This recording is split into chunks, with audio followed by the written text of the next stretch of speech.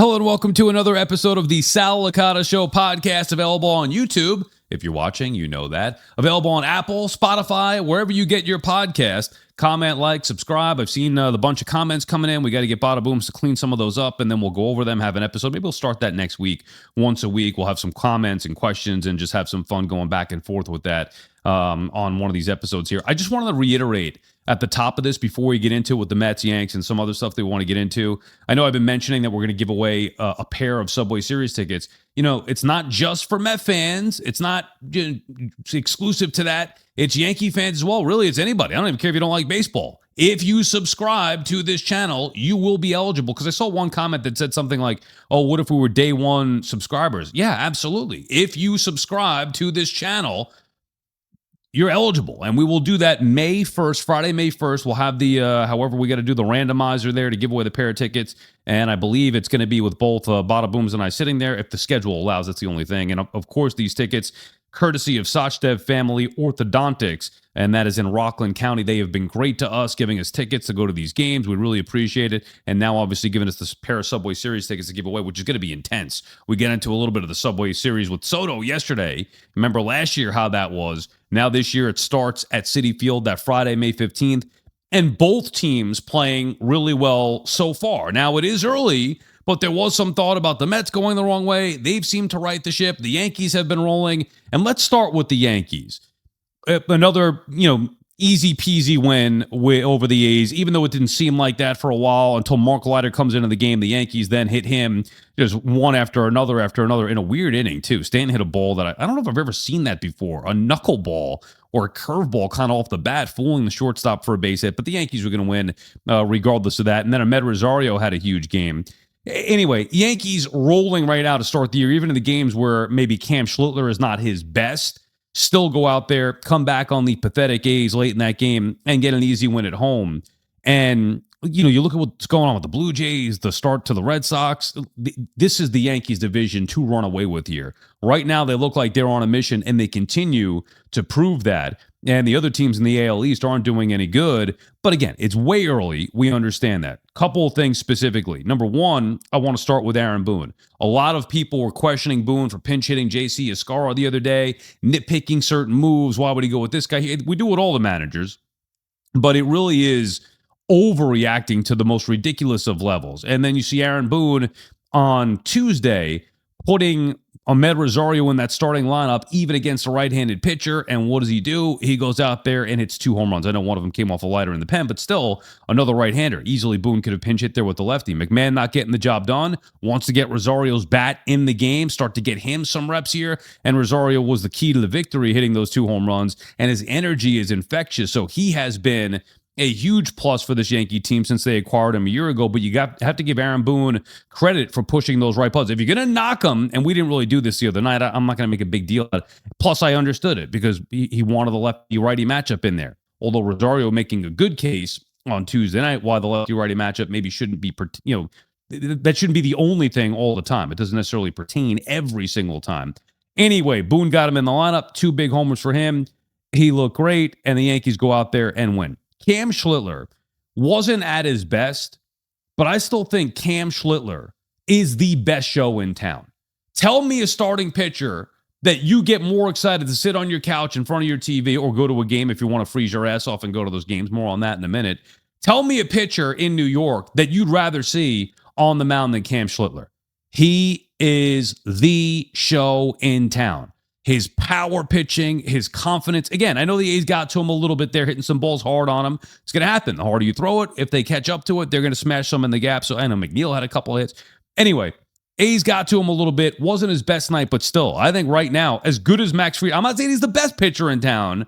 Max Fried has the resume, but he is the show in town. As good as some of the Mets guys are, and the Mets pitching has been terrific.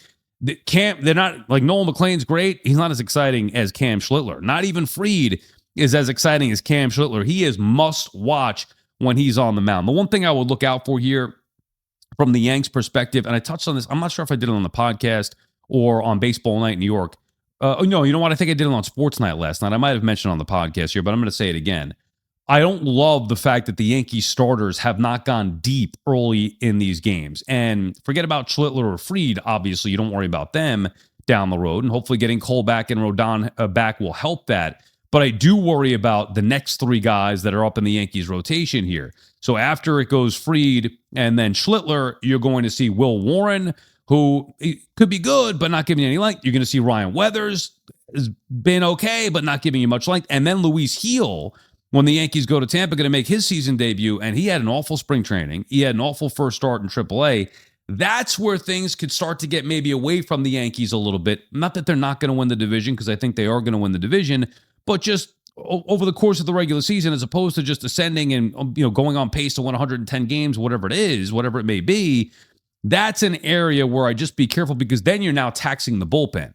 3 starts in a row. If they don't get any like from Warren, Weathers, and then I have question marks about Heel, what's the bullpen going to look like over the course of those 3 games? So something to keep an eye on with the Yankees. Outside of that, though, it's been terrific. What a great start to the year. All the offseason talk meaning nothing. They're deciding to run it back, and they look like a team that is on a mission right now, getting contributions from everybody and in multiple ways. They're doing it with the starters, the bullpen, the lineup, the bench. The bench a little bit reminiscent of the old days, dare I say, in the 90s, where they actually have some useful pieces on the bench. Such a good bench that Dominguez couldn't even cut it and make the big leagues out of spring training. So more to come on that as the season goes on here. But the Yankees bench looking pretty strong. Rosario, the hero. And look, we talked about this. I mean, Volpe's going to come back. I think the sooner they get rid of Jazz Chisholm, the better off they'll be. Maybe McMahon is not going to be the long-term third baseman. Maybe they figure out a way to upgrade there. Could be Lombard coming up at some point. We talked to Boone about that in his office in spring training when we were down there, asking him, hey, can he be a contributor this year? He said, I wouldn't rule it out. Doesn't mean that it's imminent, but, I mean, down the road, if they don't have a better option than McMahon and Lombard's proving his worth in the minor leagues, maybe you bring him up. Either way, it's early, way too early, but we love getting into this stuff now. I think the Yankees are on a clear path to win the American League East and be a force to be reckoned with in the American League, but there are some things that need to be cleaned up.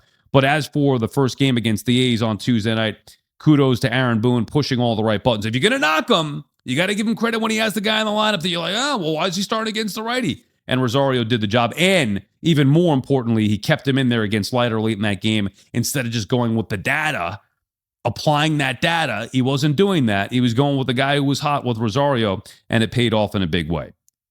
Similarly, the Mets and their manager. Now, there was more talk about ripping Mendoza to start the year when the Mets hit a little bit of a bump in the road, losing 2 out of 3 in St. I mean, think about what we're talking about here. The Mets won 2 out of 3 to start the year. They lose 2 out of 3 in St. Louis. They lose the first game in San Francisco, and everybody is ready to pounce immediately. They're no good. Mendoza should be fired. I'm fighting off knuckleheads on social media. All I'm saying is relax. Let the guy breathe. He knows what he's doing. I trust Carlos Mendoza, not because I've talked to him and I think he's a good guy, because he's a good manager. I saw him manage his first year here. He did a great job managing this team. So, and even last year, it was not his fault. He wasn't great, but he wasn't at his best, obviously, because when things go wrong to that degree, everybody should take some heat, but it wasn't his fault. The starters gave him nothing. Here's what I love about Mendy so far. Not only is he pushing the right buttons, and in the game against the Diamondbacks that got moved up to the 4 o'clock start, in that game on Tuesday, he did a couple of things that I wasn't so sure about. I would not have pinch hit Jared Young for Vientos. I understood it, and I think his explanation after the game was perfect. Loaisiga, and he knows Loaisiga's from his days with the Yankees. He could be nasty on right-handers, and with the double play in play there with first and third, you need to get that run in from third. You can't have the double play. He felt he had to do it, and I respect that. He wasn't just sitting there he's not afraid to make a difficult decision. That's one of the things I love about Carlos Mendoza. That is a difficult decision. Benching the guy, you probably were with me. We're all thinking the same thing. Oh, come on, you taking Vientos out? He's been one of the best hitters. He's been proven dating back to a couple years ago. I don't even love Vientos, but in that spot, I'm like, man, I'm not so sure I would do this. Matter of fact, I wrote it in my notes. I wouldn't do this here. Before the result, I would not take Vientos out for Jared Young. And I like Young, and he's done some good things here.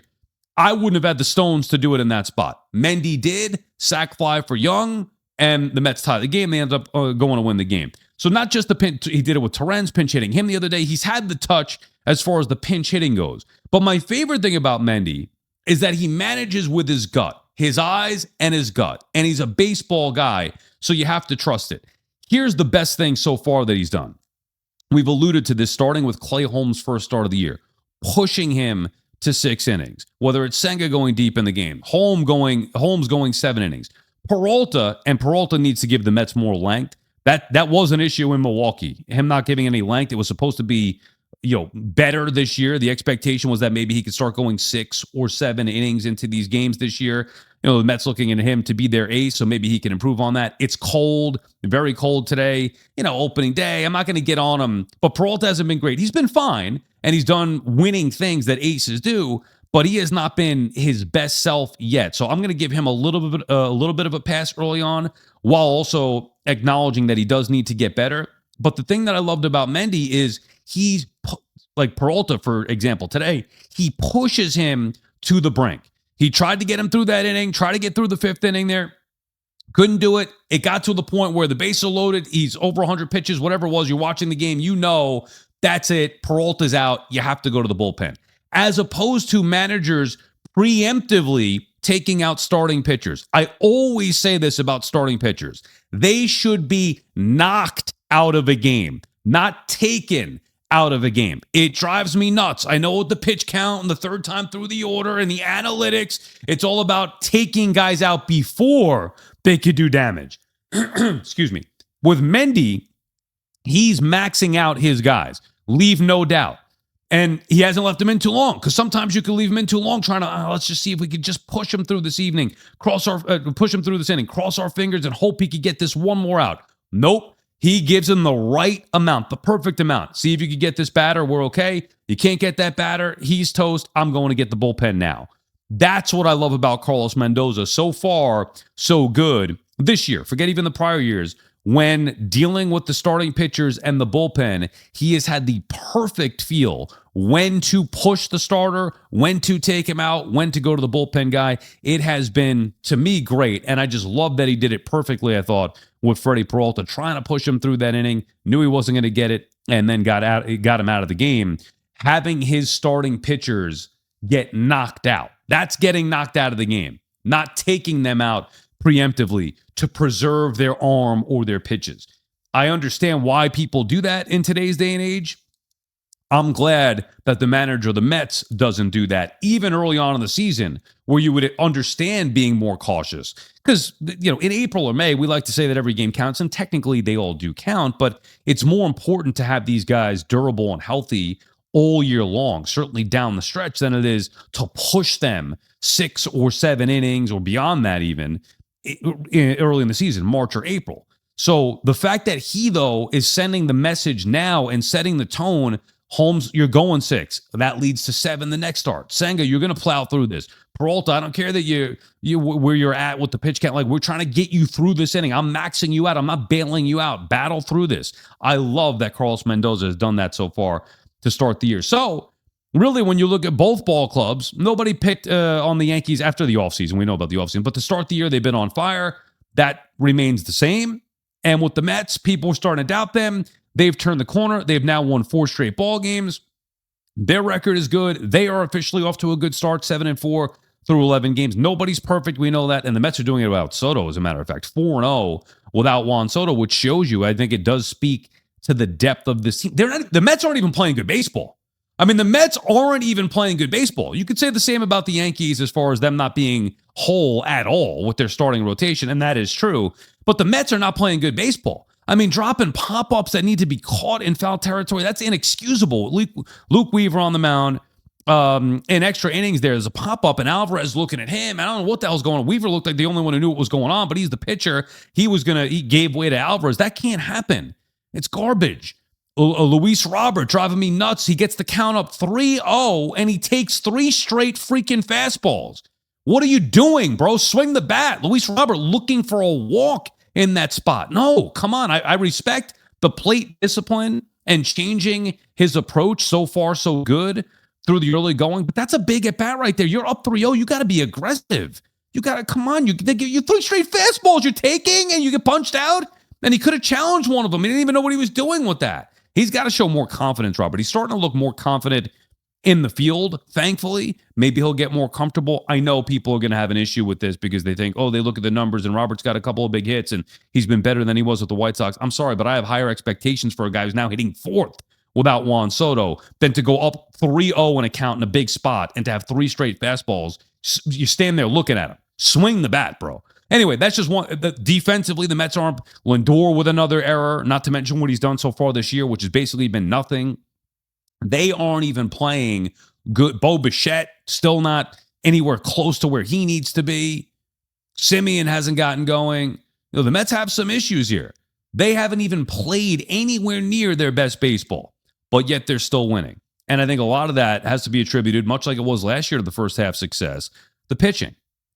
And not just the starting pitch in the bullpen as well. Raley's been lights out. How about freaking Luke Weaver and Devin Williams? I think I saw a stat before, 10 innings pitched for both, 10 strikeouts, no runs. I'm pretty sure that was a stat line. Don't quote me on that. Just look it up. You don't need me to tell you.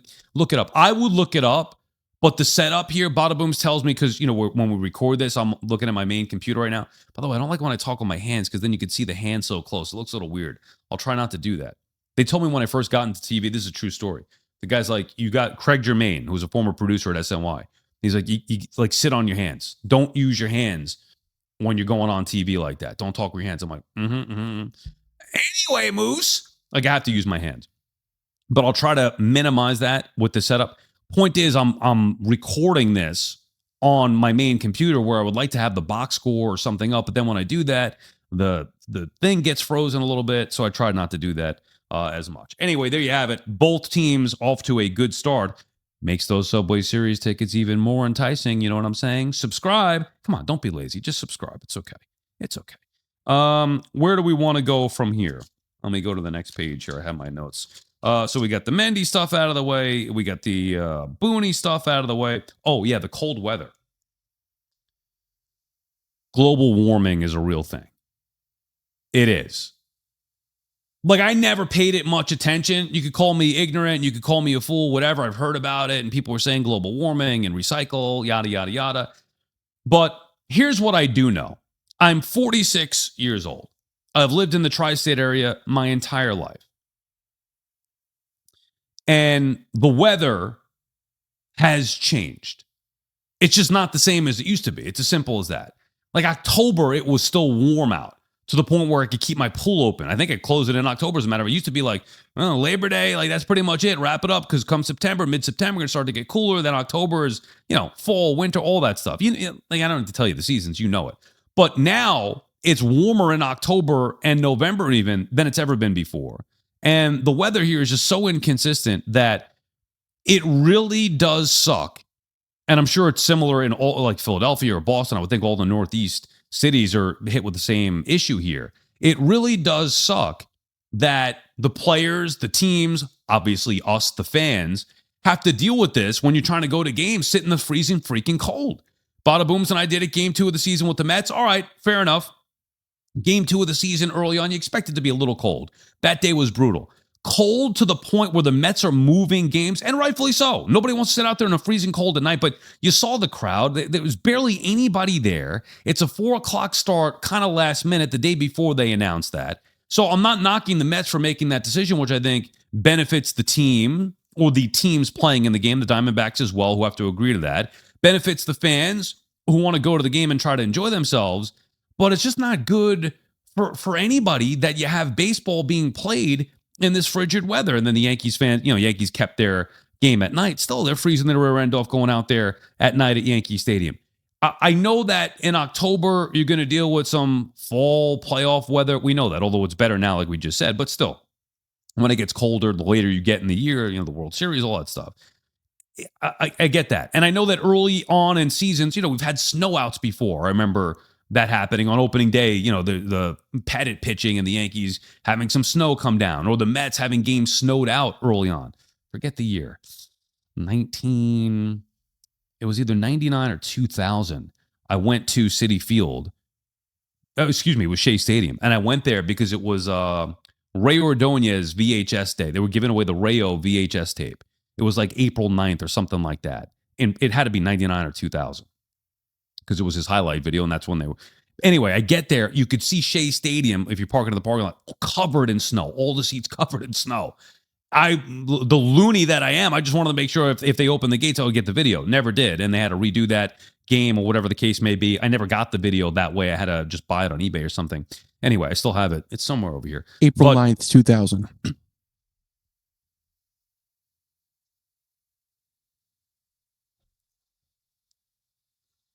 Bro. April 9th. How the fuck did I remember that? I mean, Rain Man. Did Evan Roberts get that? Back then, I guarantee you he would not. Because I have a vivid memory of this because I specifically went for that reason. And I could see it in my mind's eye, the snow. I've never seen anything like it before. The whole Shea Stadium covered in snow. How about that I remembered the date? Probably because they do VHS days a lot back then? Was that an ongoing that was the thing? thing. Where the hell is my Rayo? If you have it, I would love to see that. I feel like the audience would too. I think I have it downstairs, unfortunately. I get some stuff up here, some stuff downstairs. I could get it to you maybe in a little post edit. You can look it up. Rayo. Dude, that is, how about that? April 9th to the date I got it in 2000. Very impressive. Anyway, so the point is that I know that early on in the season you're going to deal with some cold weather, but think of how much better it would be if these knuckleheads who built these stadiums in 2009 thought to have a freaking roof over it.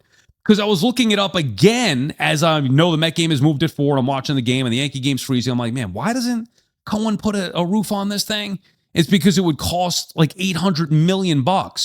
And if they went back to when they built the original Citi Field, it would have only been $125 million. Now it's $800 million just to put a roof on top. And I would assume similar with the Yankees. But I really do think that we're getting to a point now in the Northeast where either you have to start the season later, maybe shorten the season and start it later, or you have to have it mandatory somehow, some way that, or figure out the schedule that teams can play either in warm city climates or under domes or whatever, retractable roofs. Like, how come they could have a retractable roof in Milwaukee but not New York? It makes no sense to me. It's not right. And I hated the feeling as a kid. For the few games that you'd go to, my dad would get tickets from my aunt or whatever at work. And, you come home and you get so excited. Oh, my God. You had, the hard copy tickets back then. 4 field box seats. Oh, I can't wait to go on whatever this date. And then you wake up that day, you're looking outside. It's raining. It's cloudy. You're like, no. Like all day long is ruined. Imagine having that eliminated from our lives because whether it's cold, whether it's rainy, it doesn't matter.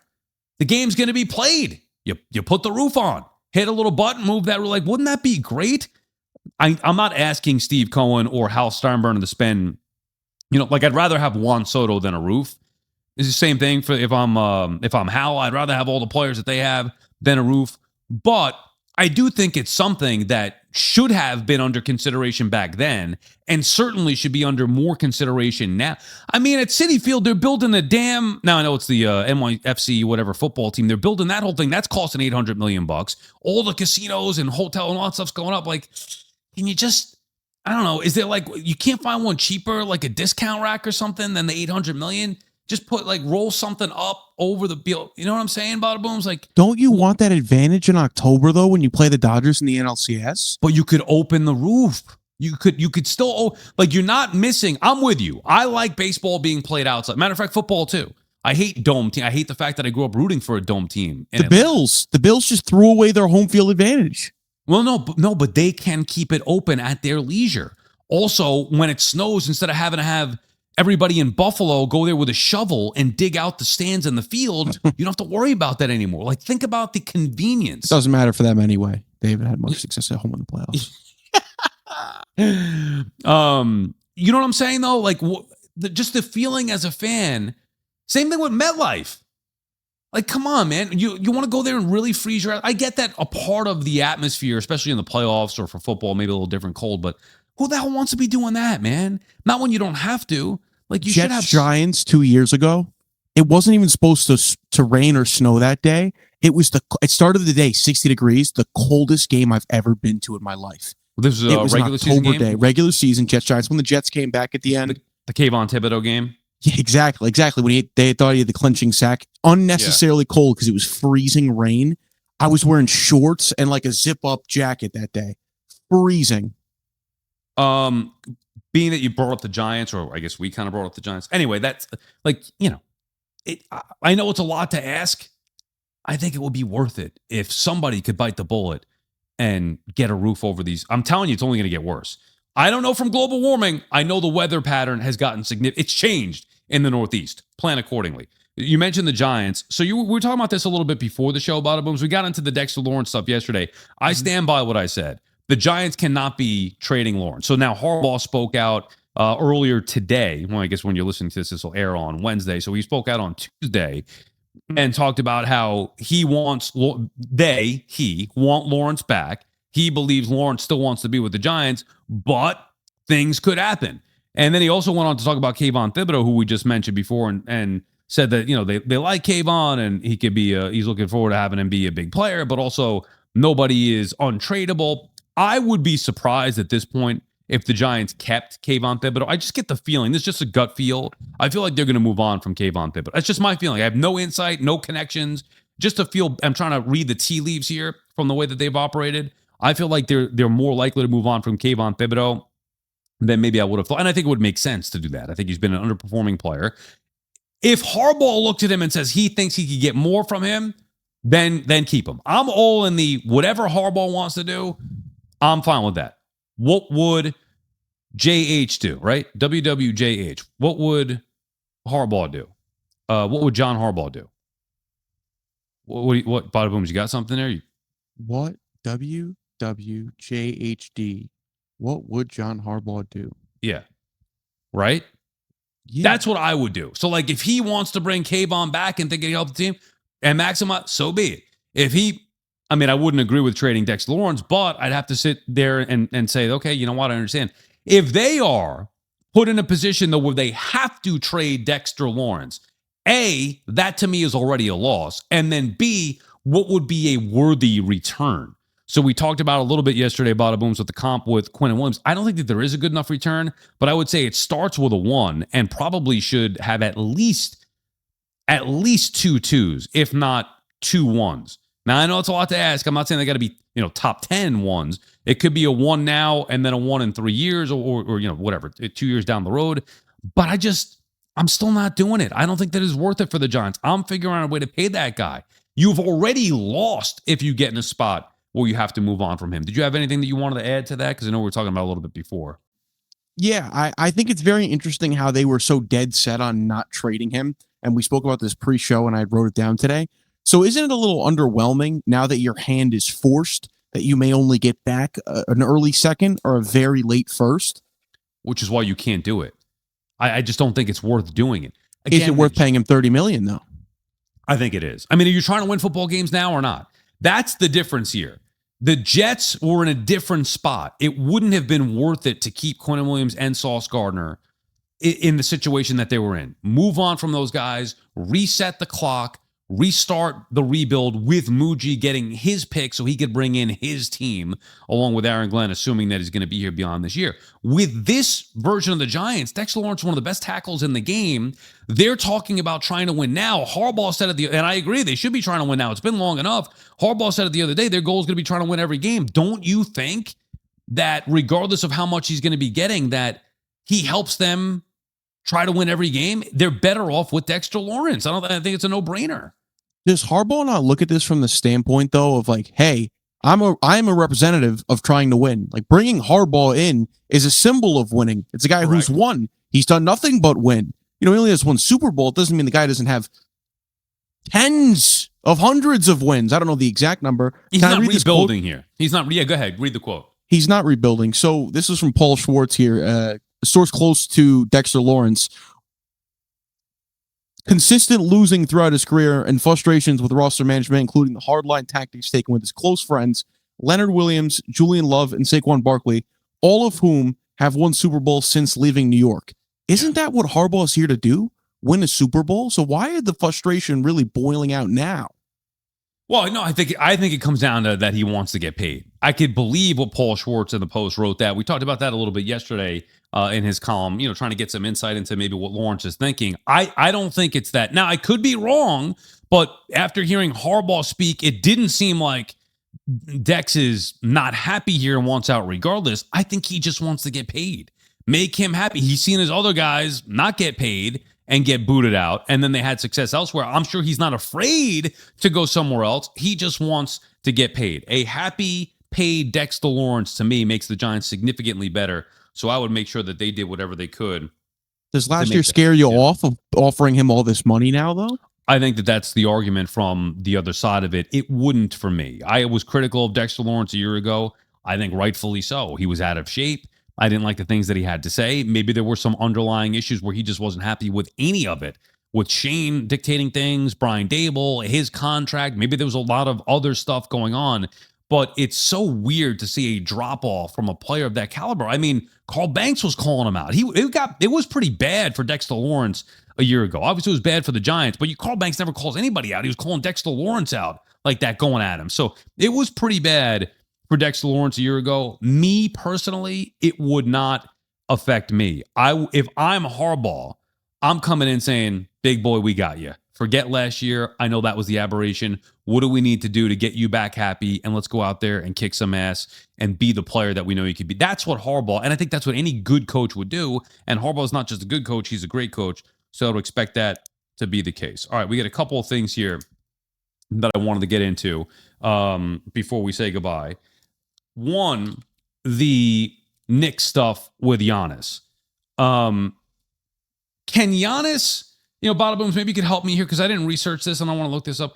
Can Giannis help the Knicks this year with the playoffs starting in about a week or so, like a week and a half, whatever it is on the 18th? Can Giannis help the Knicks now? Maybe he could lead Thanasis and the other brother there. Maybe they could be cheerleaders or.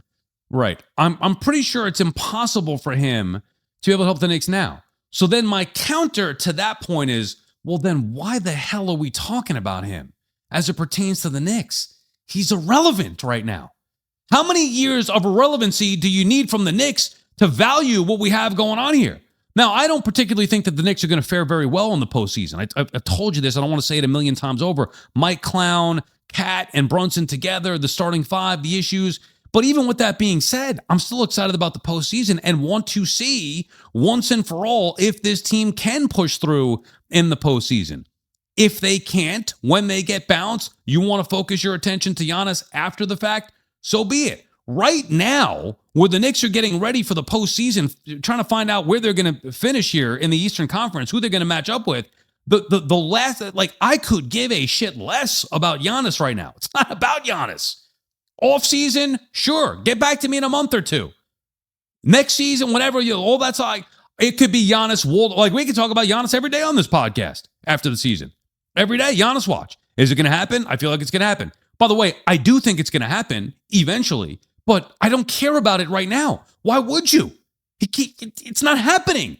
Ahead of the deadline, we talked about it. Here's what I do know. Even if Giannis does, in fact, get traded to the Knicks, it's not going to happen now. And it's not going to impact this team now. Let's focus on what you have here. A team that's going to go into the postseason as likely a 3 seed in the Eastern Conference. And whether I believe in them or not doesn't matter. They have a chance to go compete for a title. Period. End of story. I don't want to see the Sixers in the first round. What? It's not impossible that the Knicks could beat the Sixers. Matter of fact, they'd probably be favorites in that series. I'm just a little nervous about that matchup. Oh, Jaylen Brown wants to embarrass the Knicks and get them back. Okay, great. I'm sure he wanted to beat them a year ago too. How'd that work out? Again, I'd be a little nervous going into the series with the Celtics because I don't think the Knicks are as good as they were a year ago. I don't think they were as well coached. But you tell me the Knicks couldn't beat them? Well, what, the Pistons are unbeatable? Let's not make it like it's impossible and already write their obituary. Whatever. Already toe tag them? What would be the right saying there, Badabooms? I think obituary is a good one for the 2026 season. Can I offer you an impossible hypothetical? Yes, go ahead. What if the Knicks do the impossible and win the championship this year? You think it'll blow up the team? I think it's a great question because you could go two ways. I think it makes it even easier to move on and be like, all right, well, we already won. Somehow we won the championship with this group. Now Giannis is available. Let's see if we can make it 2 in a row.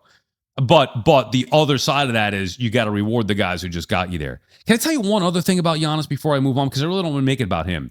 But I was reading somewhere that it wasn't a direct quote from him, but it was that he would love the challenge of playing in Madison Square Garden and trying to bring the Knicks their first championship since 1973. And you would think that that would make most Knicks fans excited. And I understand a part of that does get me excited. However, it also felt to me like he was overstepping the boundaries a little bit and stepping on JB's toes. I don't like that. Brunson's the guy who's been here first. This is his team. If they get over the hump, even if Giannis comes in here, Brunson still should be looked at as the guy. Giannis is some kind of mercenary. I'm not opposed to it, but let's not make it like Giannis is coming here to be the savior. Jalen Brunson has been the savior for the Knicks. Digging them out of the abyss that Jalen Brunson dug them out of would be greater than Giannis coming here and getting them over the hump.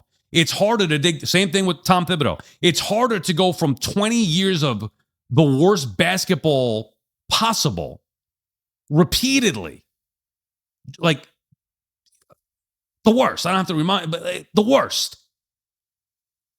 Dig them from that to a competitive, consistent 50-win team, postseason team, go advancing each year in the postseason. Harder to do that than it is to now come in with all this talent that they have, where all they have to do is exceed by 1 round. Like, just get to the finals. I know that that's the hardest thing to do, just to finish the job, and it hasn't been done since 73. Consistency and postseason appearances have happened. They happened in the 90s, obviously, with regularity, but still, to go from where the Knicks were to get them to where they are today, that's something that Giannis didn't do with the Knicks. And he won't ever be able to do that with the Knicks, because if he does come here, when he does come here, it's already set up on a platter for him. I'm not anti-Giannis. I'm anti-Giannis conversation now. Now the focus should be on the Knicks finishing strong here. They got, 3 more games, right? They have the Celtics coming up on, is that Thursday or Wednesday? Yeah, the Celtics on Thursday. And then the Raptors on, if I could read my freaking handwriting, Friday, Hornets on Sunday. 3 more games here before the regular season concludes. We find out the matchups. They'll be, I think they get underway the 18th. By the way, we're going to have a conflict here, Badabooms. WrestleMania, day 1 is the 18th. WrestleMania day 2, the 19th. We could have an issue where the Knicks are playing one of those 2 games, maybe at the same time. I believe that it's happened last year, actually. On WrestleMania Day? I don't recall that. The Knicks, the first playoff game of the Pistons series was the beginning of night 1 or night 2, whatever Jey Uso versus Gunther. And what time did it play? Did the Knicks play? It was like a weird Sunday late afternoon start. Right, like 3. Okay. So like the match was going on and the Knicks game was ending. Well, I mean, my world, WrestleMania is not going to exist if it's up against the Knicks. But otherwise, maybe I'd like to go live afterward, potentially. They're not going to run head-to-head either, though, because ESPN is carrying the first hour of WrestleMania. I don't know. It was just something to consider. Okay, quickly, because I do have to run here. I have to do my SNY show coming up, which is live in a little bit. The Rizzler. Did you see a clip of him in his Little League game? I guess he drove in a run. The Rizzler had a ribby. If you guys don't know who the Rizzler is, Badabooms and I listened to and I've seen it already, but we both listened to the Theo Von podcast with the Rizzler. And then when we were on the 8-hour road trip from Florida to Atlanta, we listened again to Theo with the Rizzler. So it's great. And I'm not even a big Rizzler fan, but that interview with Theo Von was so freaking... You're not a big Rizzler fan. What's wrong with you? So he's annoying. He's a child. Yeah, I know. I shouldn't. What's wrong with you? The people who push him down our throats are annoying. But anyway, did you watch the highlight? I'll give you some homework tonight. Go watch the highlight. I'm going to watch it right now. I want to get hype on... I just feel like the Rizzler would be better than what he was, oddly enough. It was a weak swing. He did put the bat on the ball, and I guess it did result in a run, but I was just... Opening day hit.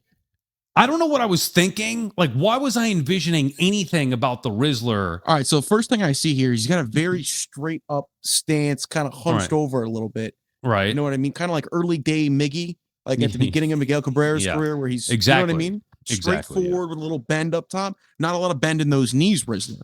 Yeah. But did you Papa see Riz got to get on that? And you see the actual, like, it didn't. I don't know why I expected more. You forget that he's a kid. Oh, the fielder's choice. That wasn't really a hit. Oh, but still an RBI. I mean, that's. I was just reading whatever the caption said. I think it said opening day hit. That's not a hit, Rizzler. Right. That's a fielder's choice. When, hit in Little League, I guess, is putting the bat on the ball. If I was scoring that game, sorry, Riz. You the get headline rib, said, but you're not getting the hit. It said something like the Rizzler brought the boom. Like, I mean, come on, man. What if he had a tank? Well, but wouldn't you expect that? Yeah. I mean, this guy's all over the place. He's hobnobbing with stars. He's throwing out first pitches and all this stuff. He's also 6 years old, though, Sal. No, dude. I think he's 10. We had this argument. He's not 6. Trust me. There's no way sure he's about 6. that? I'm 100% sure about that. I looked like 10. The Rizzler when I was 6, so I can't. He's not. Keep No, that he's not 6. He's not 6. The boom. I know. There's no way he's 6. You looking it up right now? I'm gonna look it up right now. Hurry up, because then we gotta go. I'm telling you, but I don't know why I expected more from the Rizzler. Looking up Rizzler age feels real wrong, man. And I believe he's a Met fan too. He's 8 years old. You sure about that? Right in the middle. I mean, that's what Oogle's telling me. I thought I read I wouldn't trust the AI. I thought I read in that columm that he was. Remember how that started? How we got to the Theo Von Rizzler? 8 makes a little more sense. How do we do that? Because the lady was taking the what looked like Sexy Red, and I was doing the impression of Theo Von, Sexy Red, Sexy Red. At Chick-fil-A when we went there? Chick-fil-A. Yeah, that was good. All right, I think we're good for today. That does it for this edition. Good job, Badabooms. Nice bounce back after yesterday's disaster. Hey, make sure you... Last night took an L, but tonight I bounced back. There you go. Hey, so we're both learning here as we go. Remember to subscribe. I mean, if you want 2 free Subway Series tickets, field level seats, I might add. If you want a chance to win that, if you don't, whatever, then don't subscribe. But if you want a chance to slap at that glorious, luscious bald head, I'm calling it right now. You get 1 slap if you enter and win. If you want a chance to win a pair of free field level tickets, Subway Series, all you got to do is subscribe. That's it. And we'll probably be there, I think. Unfortunately, I got to go with Badabooms for that game. If schedule allows, we'll be there alongside with you. If not, I got to ask Raj if I could give away the second pair of tickets as well. So it might be 2 pairs of tickets. No, but I think we're going to plan on going to that, courtesy of Sachdev Family Orthodontics in Rockland County, giving us those Subway Series tickets. So make sure you subscribe. You'll be eligible to do that. We'll give away a pair of tickets on Friday, May 1st to the May 15th Mets and Yankees game. Comment as well. We'll at some point start doing shows where we incorporate the comments and read them, questions, comments, whatever you guys have for us. We love interacting with you, so we appreciate you following along, and we'll have those interactions as we move forward. All right, that does it for us. We'll see you tomorrow. Bye.